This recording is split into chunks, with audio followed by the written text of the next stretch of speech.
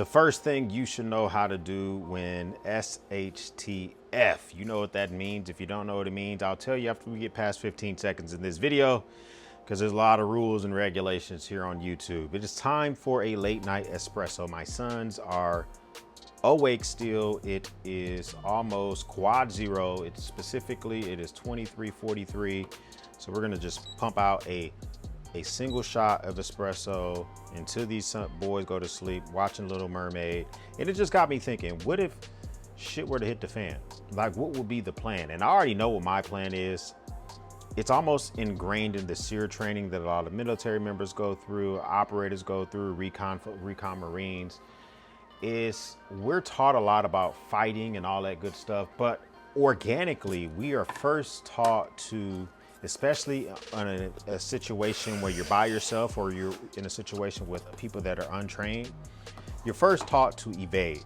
And I don't care how much everyday carry stuff you have, how much prep gear you got, how much, training you've done at your local YMCA. You should first learn how to avoid a confrontation, avoid a situation, because I think that would be most prudent to get you out of a sticky situation. Black on the Black Rock Old Town Coffee. It's almost time for me to re-up. I can't avoid re-ing up. We'll do that, man. But I watch a lot of these videos on YouTube, whether it be from preppers, it be from people that do EDC, whatever the case may be. And it just seems to be so hyper focused on making sure you have enough calories for each day and your SHTF storage area is ready to go and you got plenty of food and how much ammo do you have. And it's just so hyper focused on, becoming like mini warriors. Like you're just going to be ultra ready to go as soon as stuff goes down. I don't see a lot of emphasis, and it's probably because I don't watch enough of the content. I know you guys might correct me down below, but I don't see tons and tons of emphasis in regards to training yourself to evade. I did a video a couple years ago. It was called the Urban Fighting Kit. And the main purpose of the kit wasn't to necessarily fight.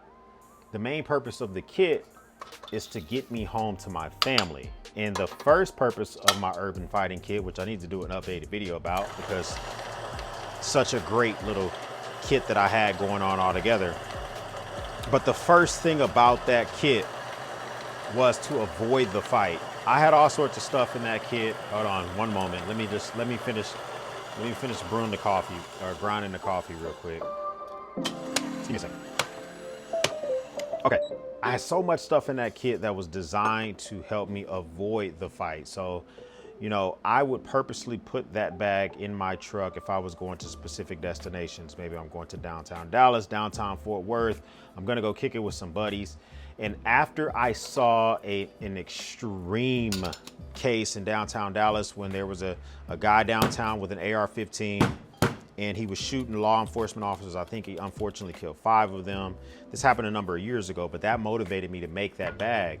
In making that bag, I wasn't trying to make it so that I could run in and be the guy that helped the police officers out. That wasn't the goal. Of course, if I was ever able to, I would always try to do something like that. But it was really so that if I was in that situation and that guy started putting rounds down range, how would I evade that confrontation? How would I get myself back home to my family? What could I do in that situation? That bag was like, maybe I couldn't avoid it. So maybe I need to put armor in there. Maybe I need to keep a CCW. Maybe that's the height of that situation. But then we can go down to a very mundane with more reasonable thing. You're at your local dive bar listening to the guy pick a banjo or play a bass guitar, and you get into a fight with a guy who just was not popular in high school and he now has muscles. And this guy wants to get into a fight with you. The goal is to still evade those type of situations. You may have to absolutely fight the guy because you can't evade it, you can't avoid it, and it is what it is.